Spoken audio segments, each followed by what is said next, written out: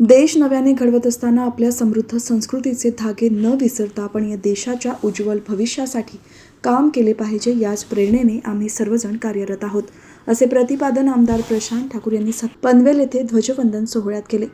देशभरात 26 जानेवारी रोजी प्रजासत्ताक दिन मोठ्या उत्साहात साजरा करण्यात आला।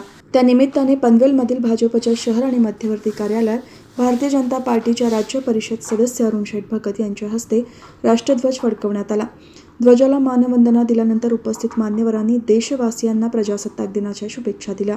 या सोहळ्याला आमदार प्रशांत ठाकूर यांच्यासह भाजपचे जिल्हाध्यक्ष अविनाश कोळी, जिल्हा उपाध्यक्ष प्रल्हाद केणी, माजी सभागृह नेते परेश ठाकूर, माजी विरोधी पक्षनेते प्रीतम म्हात्रे यांच्यासह माजी नगरसेवक आणि मान्यवर उपस्थित होते।